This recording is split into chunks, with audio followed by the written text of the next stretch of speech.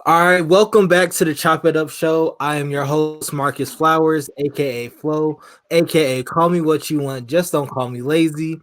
And today I am joined by a phenomenal woman. She has been on a roll, especially during this pandemic. I have witnessed, I've known her for about 2 years now, but I've witnessed her start her own business, her own successful business.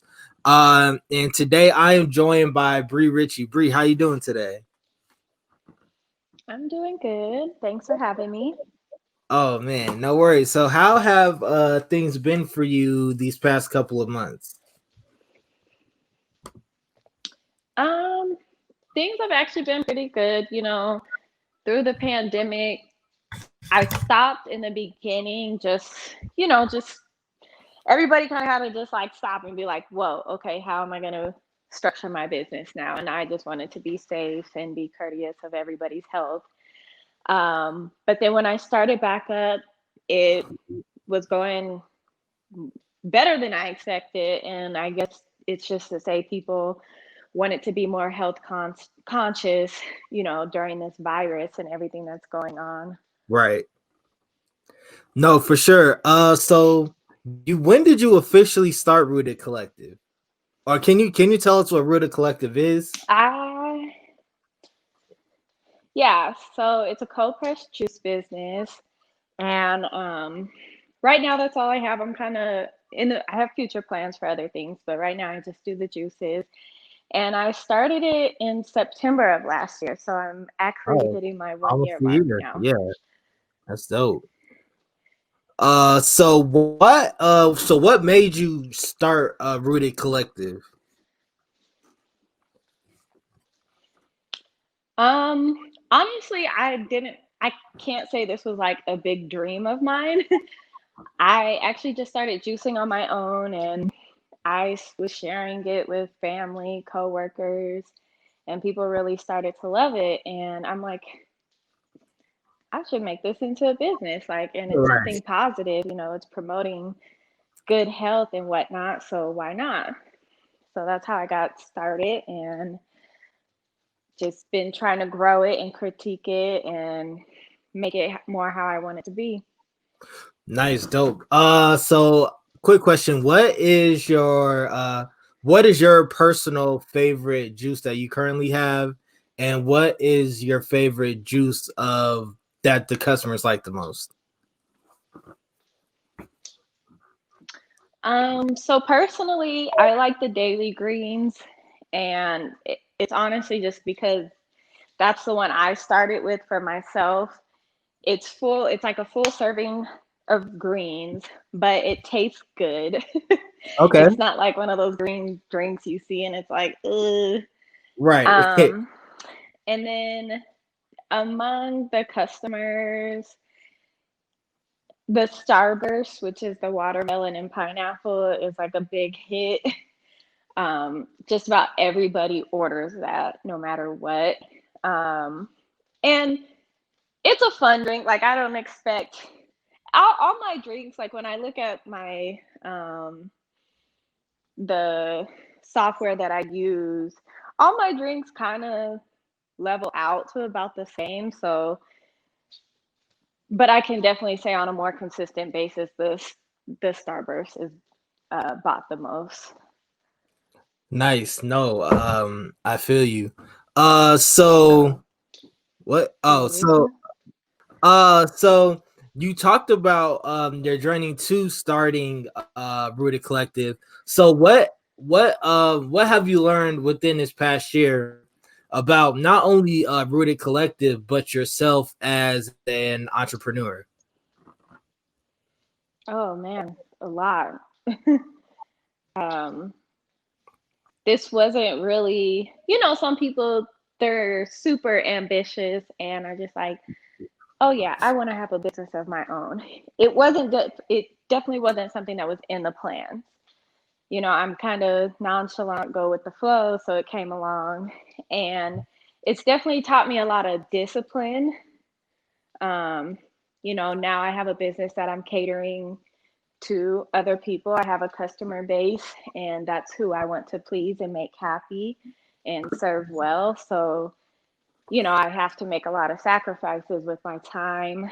Um, and also just, be willing to hear feedback in order to better my brand. Right, no, for sure.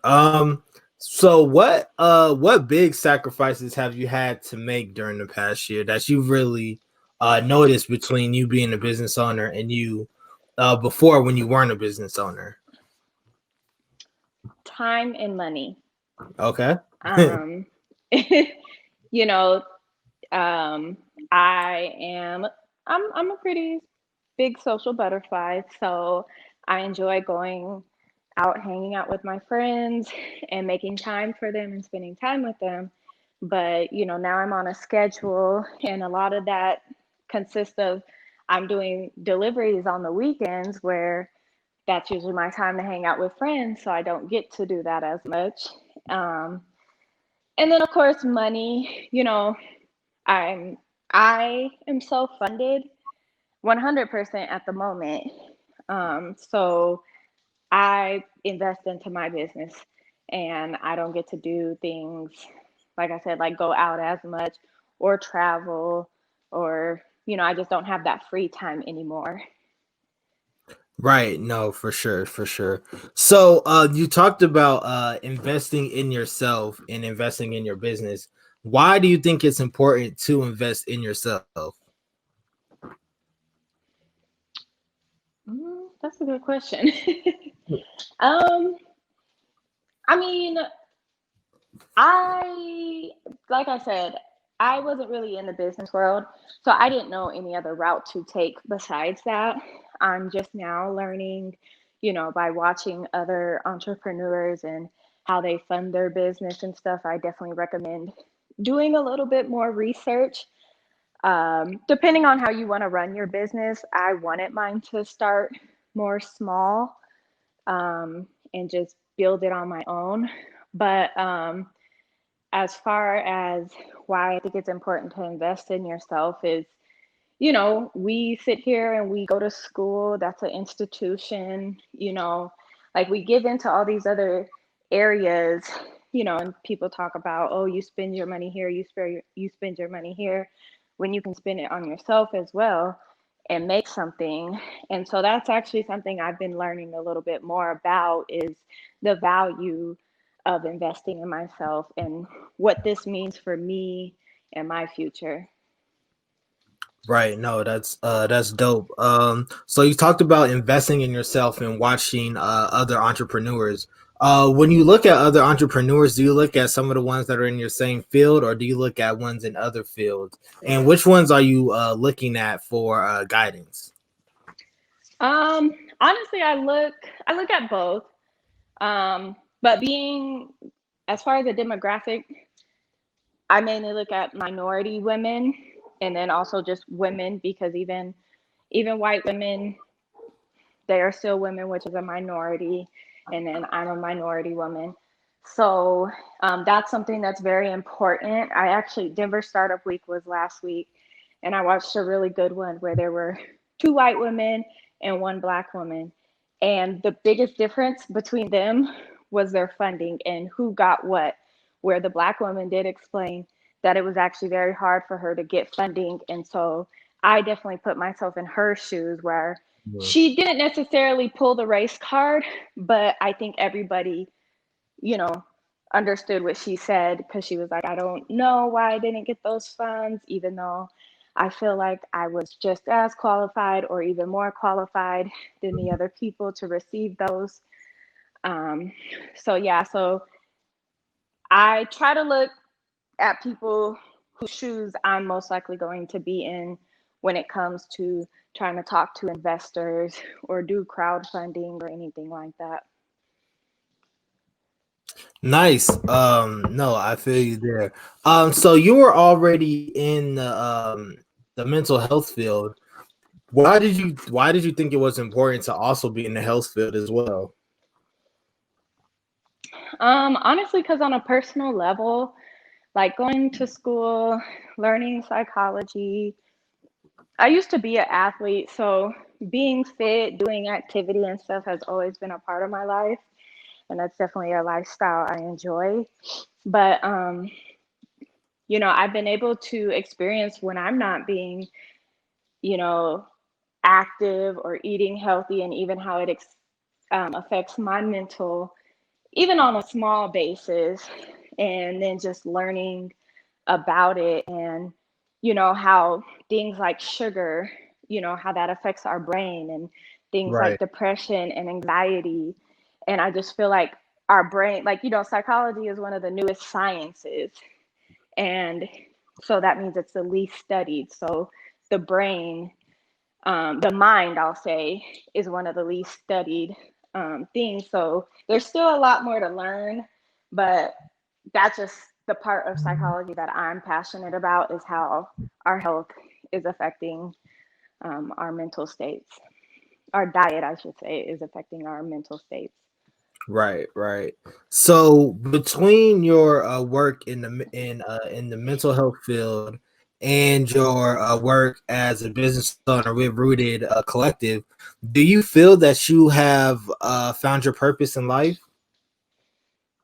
Yeah, definitely. I feel like, my work in mental health definitely helps me to achieve, um, like, my, between the two, it's like, it's the mind and body type of thing. So, and how they go together, like our mind, taking care of our mind, how we're feeding our mind, but also how we're feeding our body, and everything works together. So we need to make sure we're all balanced.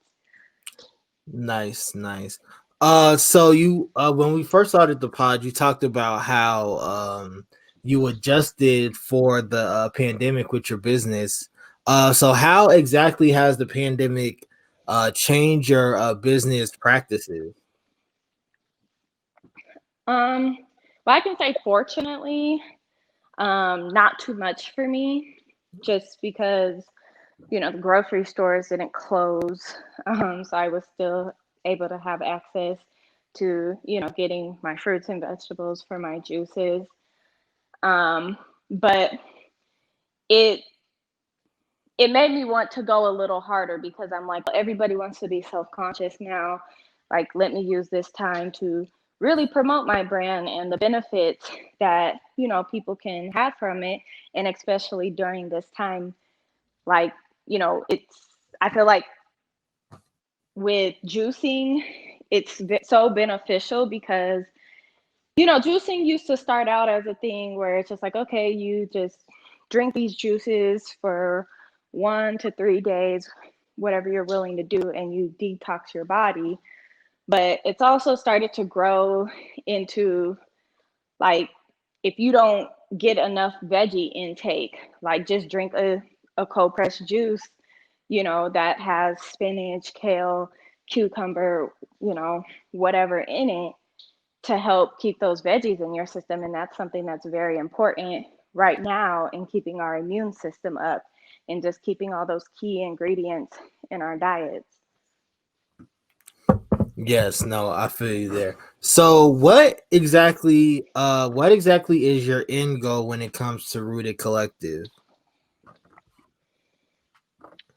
Honestly, just to help promote healthy lifestyles for people. Juicing, in my opinion, is a very easy way to incorporate a healthy lifestyle. Like I said, you can do your juicing detoxes and cleanses for a certain amount of days, whether you want to do it once a month, twice a month, whatever. It's definitely not something you do every single day. You do need to eat, but even down to just consuming that green juice once a day because you don't like to eat a plate of broccoli. Right. So just to kind of keep that promoted. And my um for me personally, I do want to cater mainly towards the minority community, just because, as we all know, our minority communities do not have that access to healthy foods, healthy options, like a juice. Like, you don't see in a minority community a juice bar. So that's definitely a big goal of mine, is just like community, is to keep that as a core value in my business. Okay, cool. You talked about on your Instagram a few months ago about CBD oil. Are you still Yeah. looking to get into that as well? Yeah, I mean, I do offer CBD oil in my juices.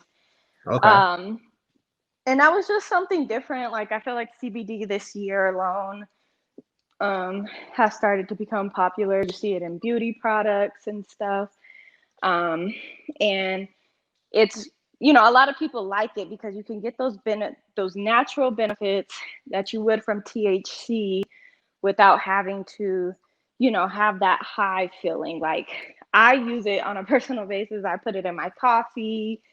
I put it in my juices. Like, it's just nice because I prefer a holistic approach to things like pain.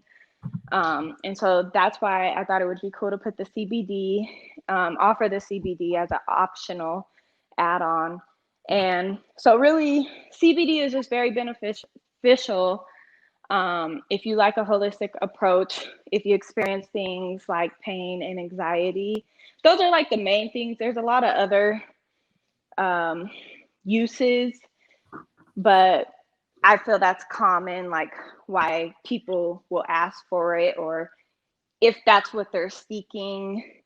Um, I like to describe CBD as like a responder. Like, when you ingest it, it's going to respond to whatever your body needs. If you're in pain, it's going to respond to that. If you need sleep, it's going to respond to that. If you're anxious, it's going to respond to that. Nice, nice. So with Rooted Collective and your just personal social media, how important has it been to cultivate the Rooted Collective brand over the past year? You said how important has it been? Yeah, how important has it been to build the brand of Rooted Collective? It's been very important. I've I've had to learn a lot. Like, YouTube is my best friend, and especially trying to navigate the social media approach, which I think has been worked for me very well, at least for me and my product. I don't have a website yet, but by the end of October, I plan to have my website up. But social media has been like amazing because word of mouth is so great when Nice, you have a business, and you know just having your friends share, like, that's been the biggest support that I've had throughout my journey so far. nice. And just lastly, where do you see yourself in the next 5 years? With my own juice bar, honestly. I'm even very, like, my boss even supports me. Like, I feel like she's like, do this. Like, yes. Nice. Do you see um, yourself move? Oh, sorry to interrupt. You can go ahead. no, no, go ahead. Do you see yourself moving to Rooted Collective full time, or are you still going to split your time between the mental health field and Rooted Collective? No, I do definitely plan on switching to it full time. It is, it is a lot of work.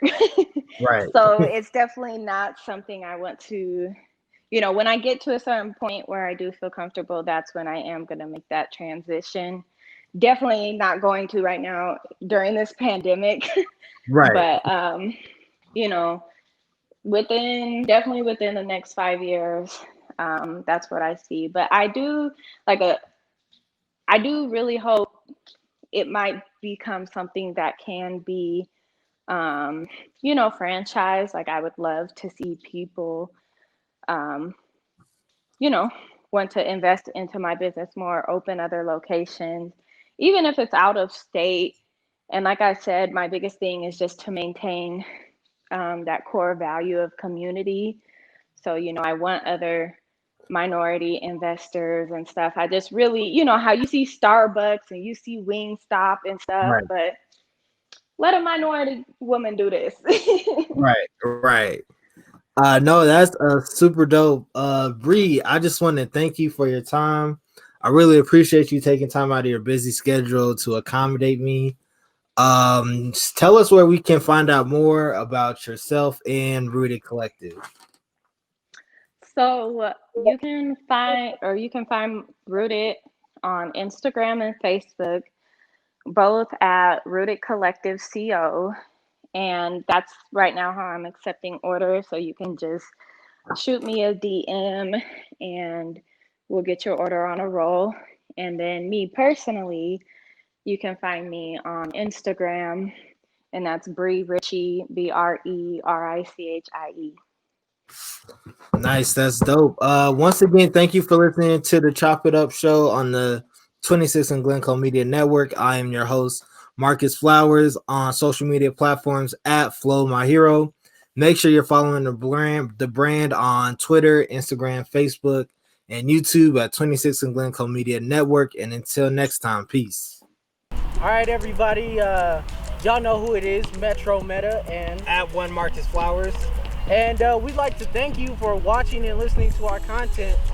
We'd like to thank you even more if you leave a like, a comment, Subscribe, definitely subscribe. We need that. Subscription. Hey, don't forget to share with all your friends and tell us how you feel. And tell a friend to tell a friend to tell a friend that you got it from 26 and Glencoe Media Network. Keep it real.